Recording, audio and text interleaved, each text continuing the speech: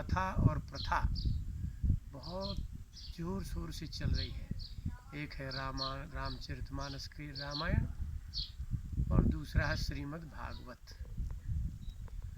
आश्चर्य इस बात का है कि जिनको श्रीमद् भागवत से ही यश मिलता है, धन मिलता है, आश्रमों का निर्माण होता है, लेकिन उनको संस्कृत का बोध नहीं है और भागवत संस्कृत में ही है। रामचरितमानस अपने आप में बहुत सरल भाषा में और ग्रामीण भाषा में लिखी गई है, लेकिन उसको भी लोग किसी गुरु से पढ़ते नहीं हैं, इसलिए उसके अर्थ नहीं है। हम आपको इसके एक वक्ता बताते हैं। श्रीमद् भागवत का वक्ता कौन है? श्री सुखदेव जी। और रामायण के वक्ता कौन है प्रधान? शिव जी। तो यदि वक्ता शिव जी जैसा हो तो रामायण का रहस्य, रामायण की कथा कैसी होगी? श्रोता के हृदय में ऐसे प्रवेश होती जाएगी जैसे किसी के शरीर में, रोगी शरीर में औषधि प्रवेश करती है और पूरे शरीर में व्याप्त होकर के उस रोग का नाश करती है। इसीलिए कथा को औषधि कहा जाता है। श्रीमद् भागवत के श्रोता राजा परीक्षित है, लेकिन वक्ता का स्वरूप देखिए। महात्म के प्रारंभ में श्रीमद् भागवत के सूत जी ने सुखदेव जी की वंदना की।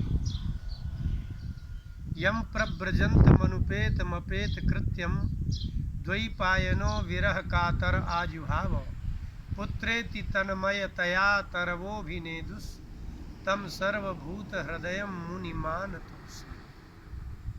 इसका अंतिम जो चरण है इस श्लोक का, सुखदेव जी का स्वरूप है सर्वभूत हृदयम एक।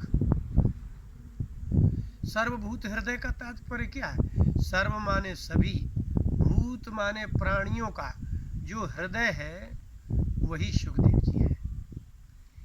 श्वान में कुत्ते का हृदय, मच्छर का हृदय, हाथी का हृदय, जिसका भी हृदय हो, कीट पतंग के से लेकर के देवताओं तक का जो हृदय, अर्थात वो सबके हृदय की समान सहानुभूति का अनुभव करने वाले को सर्वभूत हृदय कहते हैं।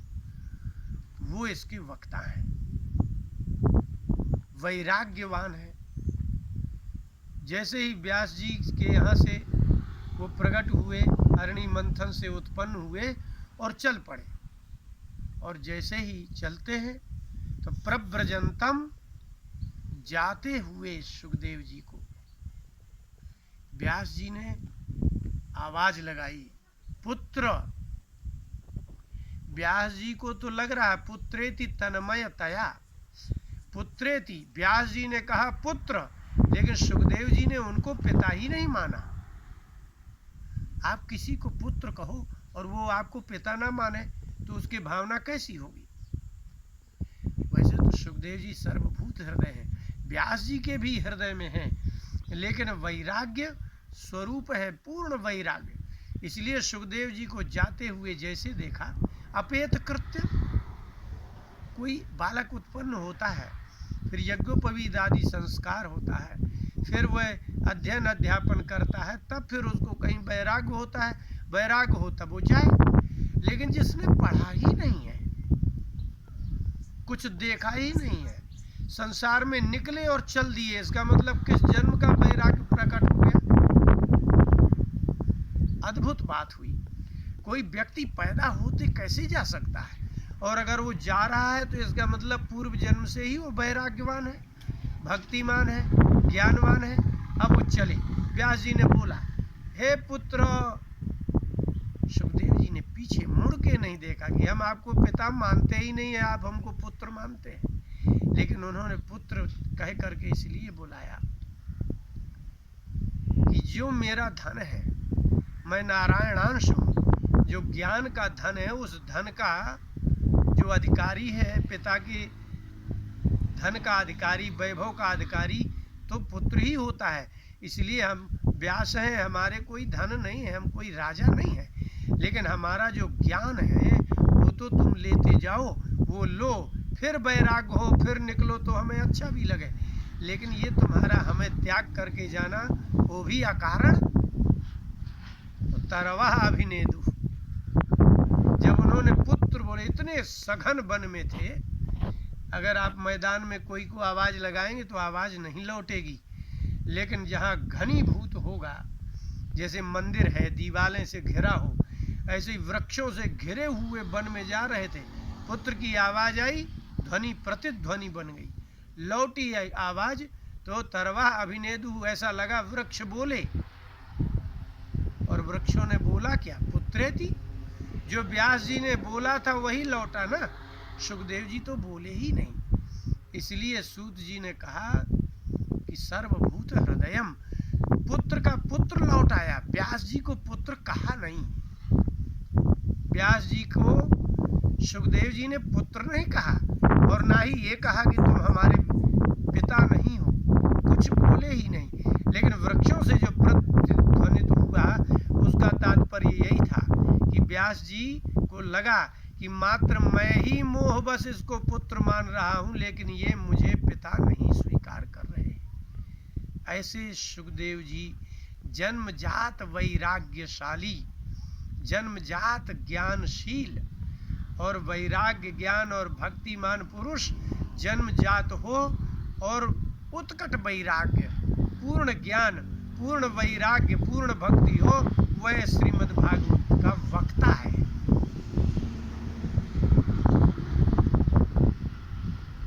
ज्ञान का अधिकारी कौन है? लेकिन जब सुखदेव जी लौटे तो लौट करके राजा परीक्षित को बताया उन्होंने, अधीतवान द्वापरादौ पितुर्द्वैपायनाथम, कि परीक्षित मैं लौटा, और लौट करके मैंने पितु द्वैपायनाथ, मैंने अपने द्वैपायन पिता से श्रीमद् भागवत को पढ़ा।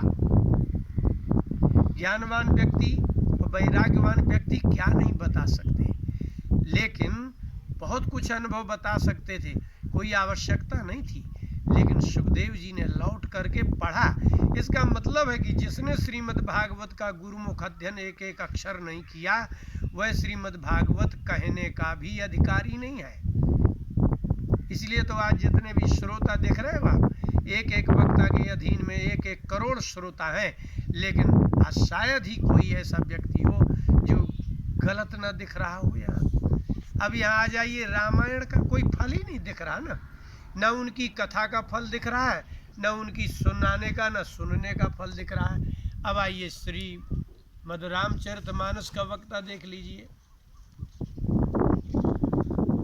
शिव जी, जिसे आप इस सृष्टि का संहारक देवता कहते हैं, तमोगुणी देवता कहते हैं, लेकिन वास्तव में भगवान राम ने कहा कि जो शिव में और मुझ में भेद करता है वो मुझे कभी अच्छा नहीं लगता।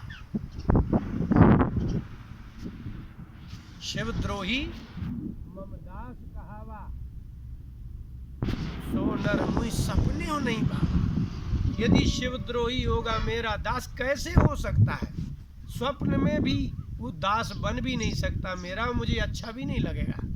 इसका तात्पर्य है कि साक्षात नारायण जिसको अपना स्वरूप मानते हो वो रामचरितमानस का वक्ता है। फिर इससे भी ऊंची बात, भगवान नारायण के वाहन गरुड़ जी को लंका में जाकर के मोह हो गया, नागपाश से छुड़ा दिया, इनमें भगवत्ता दिख ही नहीं रही है, भगवान ही नहीं है ये तो सहज है। रो रहे हैं, लक्ष्मण पड़े हुए हैं। तो जब देखा तो आके शिव जी से कहा, तो शिव जी ने कहा कि जाइए, आपके मोह का नाश कागभुसुंड करेंगे। यदि सामान्य व्यक्ति को मोह होता तो हजारों वक्ता मिलते, आओ मैं ज्ञान देता हूँ, और भगवान के विषय में बताते, बड़े बड़े तर्क देते, लेकिन उस शिव जी ने भी मना कर दिया, कह दिया भाई हम तो रास्ते में हैं, आप जाइए। तो जिस कागभुसुंड कैसे वक्ता होंगे जिन्होंने भगवान नारायण के वाहन को मोहग्रस्त देख करके यदि उनका मोह नाश कर दिया होगा, तो वक्ता कैसा होना चाहिए? मोहनाशक होना चाहिए। अच्छा, जो ब्राह्मण स्वयं मोही होगा तो कैसे होगा? तुलसीदास जी ने प्रारंभ में कहा कि बंधव प्रथम महीश्वर चरना, उन ब्राह्मणों के मैं चरण बंदन करता हूं। मोह जनित संशय सब हरना, संसार में मोह जनित, मोह से उत्पन्न होने वाला जो अज्ञान है, संशय है, संदेह है, उस संदेह के नाशक ब्राह्मणों का मैं सबसे पहले प्रणाम करता हूँ। ऐसे वैसे ब्राह्मण को तो ठीक ही है, कर लो, ब्राह्मण मिल जाए प्रणाम कर लो, हाथ जोड़ लो, लेकिन तुलसीदास जी जिस ब्राह्मण को प्रणाम कर रहे हैं वो ब्राह्मण कौन है? श्रीमद् रामचरितमानस का वक्ता ही होगा, उसका बोद्धा होगा, उसका बोध कराने वाला होगा। तो जो ब्राह्मण मोह से उत्पन्न संशय संदेह का नाशक होगा, उन ब्राह्मणों को मैं सबसे पहले प्रणाम करता हूँ। वही रामचरितमानस के रक्षक हैं, वही श्रीमद् भागवत के रक्षक होंगे। तो श्रीमद् भागवत जैसे ग्रंथ को कहा जाता है कि विद्वान कितना भी बड़ा हो, लेकिन उसको श्रीमद् भागवत में परीक्षा हो जाती है। विद्यावताम भागवते परीक्षा। अच्छा, न्याय का बहुत बड़ा विद्वान हो, व्याकरण का विद्वान हो, वेदांत का विद्वान हो, कर्मकांड का विद्वान हो, वेद वेदांत का विद्वान हो, लेकिन श्रीमद् भागवत अगर बैठेंगे लेकर के तो वहाँ उसकी परीक्षा हो जाएगी कि इनको किस विषय का कितना ज्ञान है।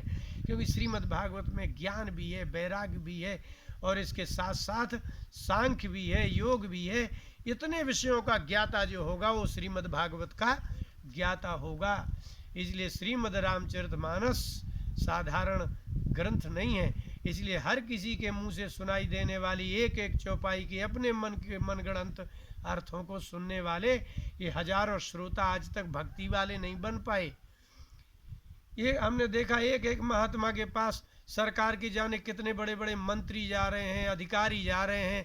क्यों ये इतने बेईमान हैं अभी भी? इसलिए क्योंकि इनके जो वक्ता हैं उनमें ना तप है ना ज्ञान है। जो आप में नहीं है वो किसी में डाल ही नहीं सकते आप। जिस व्यक्ति को 3 2 5 नहीं आता है कि कितना होता है, 3 2 5 होता है ये नहीं आता होगा, किसको बता देगा कि ये 5 होता है भाई? इसलिए गीता भी ऐसी ही है, या स्वयं पद्मनाभस्य मुख पद्मार्थ विनिश्रिता। जो भगवान नारायण के साक्षात मुख कमल से निकली है गीता, उसको समझने का सामर्थ्य कितना होगा। इसलिए वर्तमान में सभी लोगों को उनकी शरण में जाना चाहिए जो इसके विद्वान हैं, जिनमें विरक्ति दिखती हो, ज्ञान दिखता हो, निर्लोभ दिखता हो, क्रोध न दिखता हो। ऐसे ब्राह्मणों की ही शरण में जाना चाहिए, ऐसे ही संतों की शरण में जाना चाहिए। और जो संत ये कहते हैं कि पढ़ने लिखने से कुछ नहीं होता, वो तो भक्ति करने से होता है, ऐसे संतों से, ऐसे ब्राह्मणों से दूर रहने लायक है। क्योंकि जिसको शास्त्र का ज्ञान नहीं, तो भगवत वाणी का ज्ञान ही नहीं है, भक्ति कैसे करेंगे वो? इसलिए भक्ति ज्ञान के बिना नहीं होती। इसलिए ठीक है, संत हैं, पढ़ रहे हैं, पढ़ा रहे हैं, भजन कर रहे हैं, प्रणम्य है, प्रणाम करने योग्य है, लेकिन जहाँ तक शास्त्रीय विधा के अनुसार जो कथाएं होती हैं, यदि वक्ता से पूछिए कि आपने किस गुरु से अध्ययन किया है, क्या आप संस्कृत बोल सकते हैं, संस्कृत समझ सकते हैं, उन्हीं से ही कथा कराना चाहिए और विद्वानों के मुख से ही कथा श्रवण करना चाहिए। बोले